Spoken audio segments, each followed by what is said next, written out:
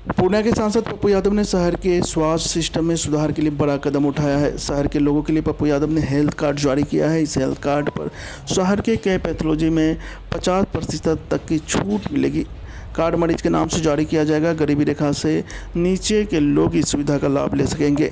यह सुविधा 2 सितंबर से शुरू हो गई है। यह कार्ड सांसद कार्यालय से जारी होगा। उनके इस कदम के बाद लोगों को पैथोलॉजी जांच के लिए अब इधर उधर भटकने की ज़रूरत नहीं होगी। साथ ही उन्होंने कहा कि अगर डॉक्टर छठ पूजा से पहले फीस सहूलियत देकर मरीजों का इलाज और जांच नहीं करते हैं तो वे छठ के बाद ऐसे डॉक्टरों के खिलाफ कड़ा एक्शन लेंगे। उन्होंने कहा कि लाइन बाजार में मरीजों के स्वास्थ्य जांच और इलाज के नाम पर लूट हो रहा है, लेकिन अब उनके सांसद बनने के बाद यह लूट खसोट नहीं चलने वाला। देश के दूसरे राज्यों में डॉक्टरों की फीस महज 300 है, मगर पूर्णिया में डॉक्टर का फीस 500 से अधिक है, जिससे गरीब तबके के लोगों के लिए इलाज कराना संभव नहीं हो पाता। आगे उन्होंने कहा कि बड़े शहरों में मरीज अगर 2 महीने के अंदर दोबारा उसी डॉक्टर से जांच कराने जाते हैं तो उनका फ़ीस नहीं लिया जाता, लेकिन पूर्णिया में 21 दिन के बाद ही मरीजों से फ़ीस लिए जाते हैं, जो बिल्कुल सही नहीं है। उन्होंने डॉक्टरों से 2 महीने तक दोबारा फ़ीस ना लेने का आग्रह किया। अगर डॉक्टर 2 महीने के अंदर दोबारा फ़ीस लेते हैं तो वे चुप नहीं बैठेंगे और कड़ा एक्शन लेने पर मजबूर होंगे। उन्होंने कहा कि इससे पहले भी वे कई बार डॉक्टरों से फ़ीस में सहूलियत देने और 2 महीनों के अंदर फ़ीस ना लेने के लिए आग्रह कर चुके हैं। कई डॉक्टर अपने जीत पर आ रहे हैं। गरीबों का इलाज करना डॉक्टरों का पहला धर्म है। डॉक्टरी का पैसा बिजनेस नहीं बल्कि सेवा भाव है, इस बात को समझना होगा। सांसद ने यह भी कहा कि जीएमसीएच में जेएमडी आउटसोर्सिंग एजेंसी के माध्यम से 3 लाख रुपए लेकर ड्रेसर व अन्य पदों पर कर्मियों की नियुक्ति की गई है। उन्होंने इस संबंध में जीएमसीएच के अधीक्षक से बात की है और दलालों के माध्यम से की गई नियुक्ति को गलत बताया। जो वादे किए थे,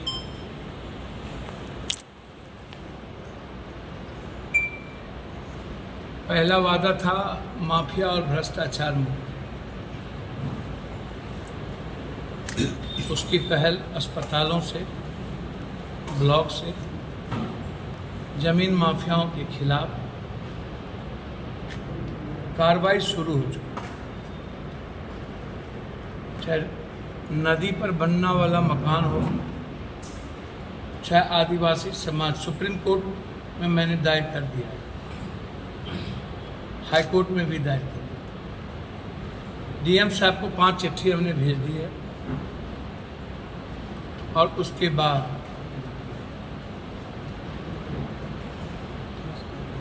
मैं ज़मीन माफिया के खिलाफ बड़ी अभियान शुरू। दूसरा चीज़, भ्रष्टाचार खत्म नहीं हुए हैं 2.5 महीने में, लेकिन भ्रष्टाचार का तरीका बदला। लगातार डीएम साहब और पदाधिकारियों के साथ बात चल रही है।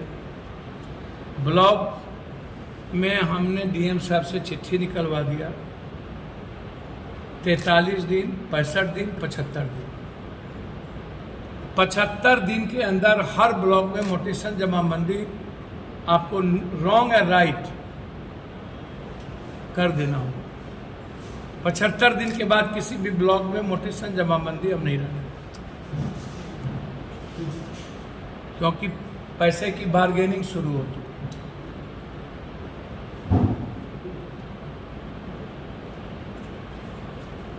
आप इसको समझिए।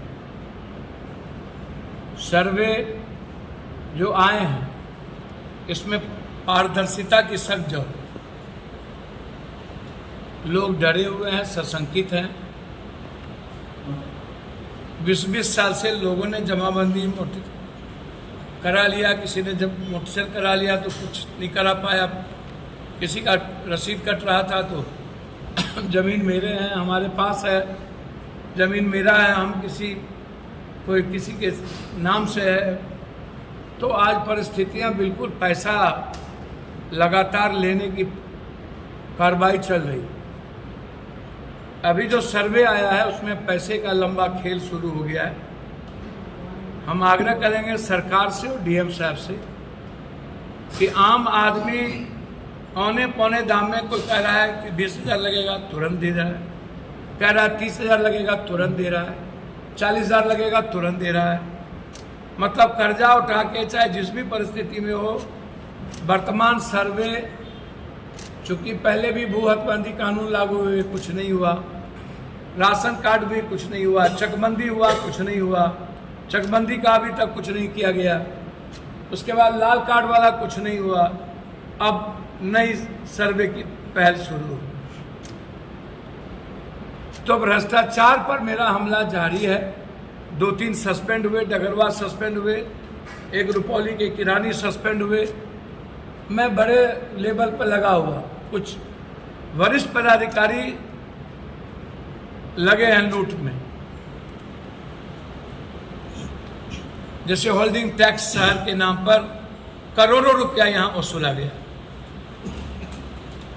जैसे अस्पताल में ड्रेसर की बहाली में कोई अजय शाह नाम का कटिहार का आदमी है जिसने 3-3 लाख रुपया वसूल लिया, 30 बहाली हुए, 60 बहाली उनको करना है। और कल मैंने ये बात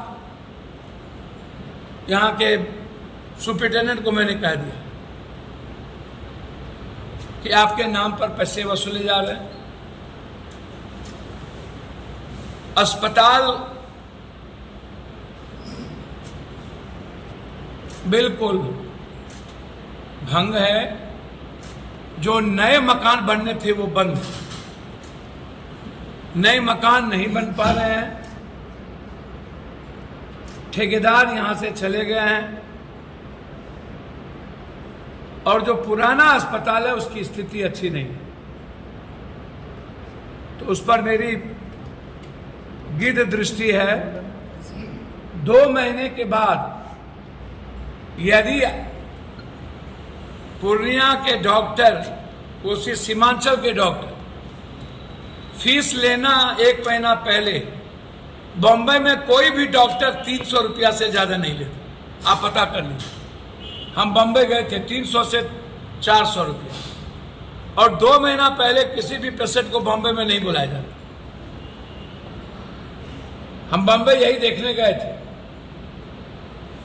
फिर आज कह रहे हैं ये मेरी धमकी नहीं है, आग्रह है, और आपका कानून नहीं कहता है, मेडिकल काउंसिल ऑफ इंडिया नहीं कहता। आपको 1 महीने के पहले मैं आग्रह करता हूं किसी पेशेंट को ना बुलाएं, अन्यथा हम दुर्गा पूजा छठ के बाद,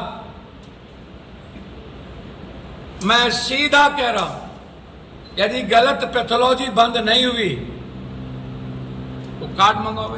गलत पैथोलॉजी बंद नहीं हुई तो हम बंद करें, और यदि जो डॉक्टर साहब 500 रुपया लेंगे, चाहे इसके अंजाम जितने बुरे, 1 महीने के अंदर, तो हम उसके गेट के आगे धरना प्रदर्शन करेंगे, और एक भी पेशेंट को उस डॉक्टर के नहीं जाना। एकदम कोई कंप्रोमाइज नहीं होगा आम आदमी के साथ। तीसरी चीज मेरा वादा था कनेक्टिविटी और एयरपोर्ट। 20 साल तक आज तक कोई एयरपोर्ट को नहीं छुआ सिवाय पप्पू यादव, शरद यादव, शहनबाज और रूडी। तीनों के समय, शहनबाज के समय मैंने यहां कुछ प्लेन चलाई थी, शहनबाज ने चिट्ठी लिखा था कि आप जमीन दिलवा दीजिए, हम तुरंत काम करें। तब से लेकर के जमीन का मुद्दा, और 20 साल हम नहीं रहे तो वो दब गए। हम यहां से चुनाव हार गए, पैथोलॉजी वाला कार्ड, हम यहां से चुनाव हार गए, और 20 साल तक ना मुख्यमंत्री जी ना कोई किसी की हैसियत नहीं हुई। लगातार किसानों से संपर्क करके हम और हमारे सांसद प्रतिनिधि, उस पंचायत के मुखिया अफरोज जी, शॉर्ट आउट हम ही लोग को करना। मुख्यमंत्री जी तो यहां आए और बाहर वाले से मिले भी नहीं, उस पर भी आए, सुधी तक नहीं लिया, बाढ़ क्षेत्र घोषित नहीं किया, नमक रोटी नहीं है। पप्पू यादव का आटा ना गया होता अपनी, तो लोगों को जीने की स्थिति नहीं होती। हमें तो भौआ, परवल, बीन टोला, सदवापुर, जंगल टोला, झंझरी, अंजरी, मोहनपुर, मला टोला, गोरी टोला, शर्मा टोला, एक एक गांव जाके, घर जाके पैसे देने पड़े। इतनी बुरी स्थिति थी कि रोटी के नमक नहीं था। तब हमें हर परिवार को 500 रुपया देना पड़ा, हर परिवार को।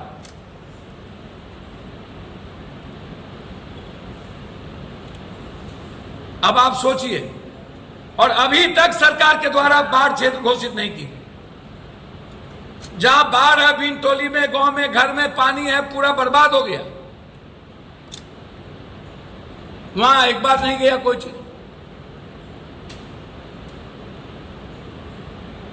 आखिर सरकार गहरी नींद में क्यों है? आज भी 3 ट्रक पप्पू यादव ने भेजा। अभी लगातार ट्रक पे ट्रक हमको भेजना पड़ रहा है।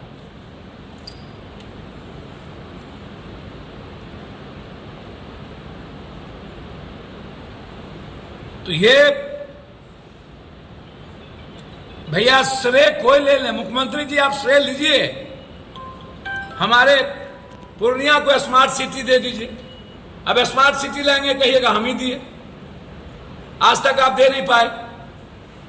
Kishanganj, Jalalgarh, Banmankhi railway first phase में किशनगंज और जलालगढ़ ऑर्डर हो गया। अब काम शुरू होंगे। 20 साल में एक बार भी जीएम की मीटिंग यहां के प्रतिनिधि ने आज तक नहीं किया। नॉर्थ और साउथ दोनों, 20 साल में दोनों जीएम को बुला करके जंक्शन पर और कोर्ट स्टेशन में हमने बैठक की। 4 महीने के अंदर पूर्णिया जंक्शन और पूर्णिया कोर्ट कोसी सीमांचल का नंबर 1 स्टेशन होगा। नंबर 1 व्यापारियों के लिए, वहां के कुली के लिए। गुलाबबाग से गिट्टी हटाने का निर्णय हो गया, आदेश हो गया। वहां जो ड्रग्स दीवार घेरा जाएगा, और यहां से गिट्टी पूर्णिया कोर्ट से आदेश हो गया के नगर जाने की।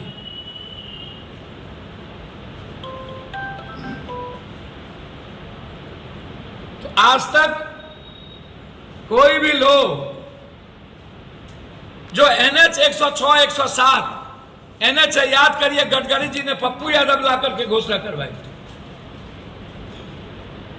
और गडकरी जी ने यह कहा था कि इस इलाके का एक एक NH पप्पू यादव और रंजीत रंजन ला रहे। वो वीडियो है, हमने नहीं कहा, वो वीडियो है। ये जितना NH में दे रहा हूं, ये पप्पू यादव और रंजीत रंजन की देन है। बड़ी सभा हुई थी चुनाव के पहले, कोई भी नहीं थे, कोई खुर्रम खान उस वक्त नहीं थे, हारे हुए थे जिस सारे लोग यहां थे। उस वक्त वैशाली, उस वक्त जनहित, उस वक्त गरीब रथ, उसी वक्त हम सफर, सारी ट्रेन पप्पू यादव के द्वारा शिलान्यास हुई। एक भी ट्रेन किसी और के द्वारा शिलान्यास नहीं। 106, 107 जो लाइफ लाइन है कटिहार तक,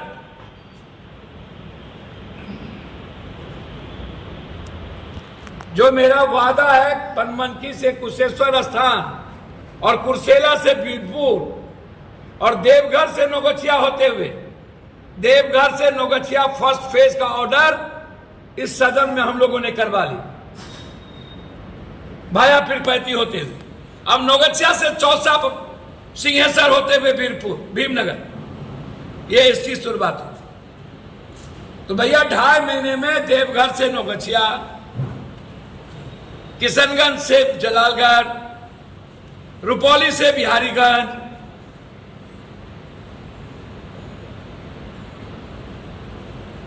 वासिंगपीठ बनते ही जयनगर में अरमौद पाली और पटना इंटरसिटी चालू। तो कहां थे इतना दिन से? एक सेंट्रल स्कूल नहीं बनाने वाला सरकार, हम तो कहेंगे नीतीश जी से, नीतीश जी कोसी सीमांचल ने आपको बहुत कुछ दिया, ये जो महानंदा बेसिन है, इससे पूरा कोसी सीमांचल पूर्णिया बर्बाद हो जाएगा। उसके तरीके बदलने होंगे। बहुत जल्द हम इस पर बैठक करेंगे और बहुत गंभीरता से इस मुद्दे को लेंगे। महानंदा बेसिन बांध लगातार जो मेरा हाई डैम का मांग है, अभी तक एक कुछ पैसे आज नहीं, सबसे शुरू मुद्दा हाई डैम का था और उसमें अभी एक बैरेज के लिए दिया गया 1100 करोड़। कौन बैरेज नाम क्या?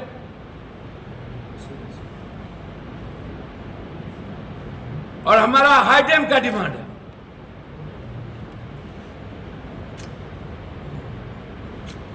तो जो वादे थे, और वो ये नहीं कि पप्पू यादव मुंह जुबानी कर रहा है, हम जो बोले हैं वो वीडियो है, हमने जो मंत्री से मिला है वो वीडियो है, और वर्तमान मंत्री से 7 बार 20 दिनों में 7 बार सदन के बाहर चंद्रशेखर रावण, मीसा भारती, बांका के एमपी बेनीवाल, ओबीसी, सभी लोगों ने पप्पू यादव को सपोर्ट किया सदन में।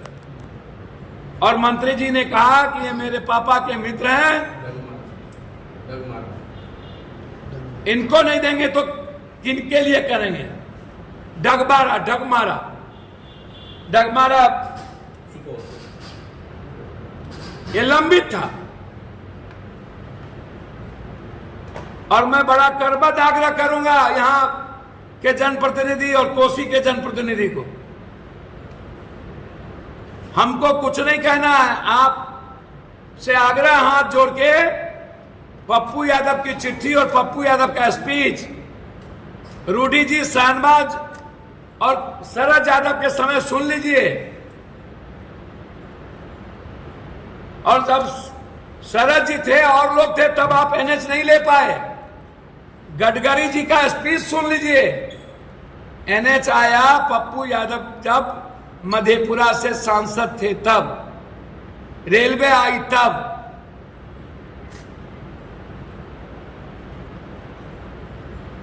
एयरपोर्ट आया अब।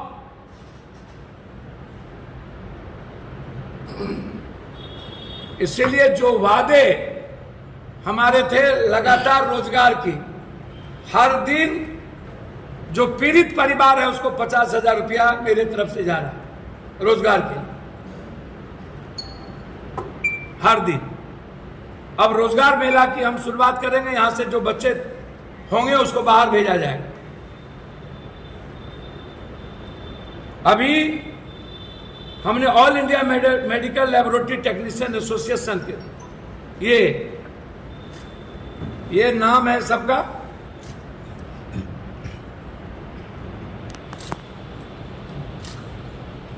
और ये मेरा कार्ड है।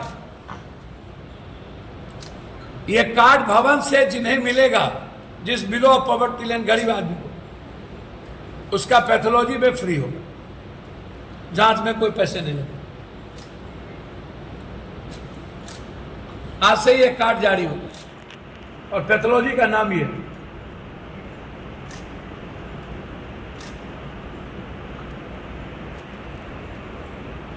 एक भी रुपया नहीं लगा।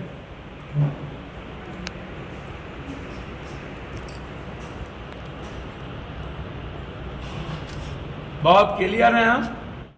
ऐसे ही खबरों के लिए करें से 24 लाइव को सब्सक्राइब, साथ ही साथ दिए गए बेल आइकन को भी दबाएं। Thank you.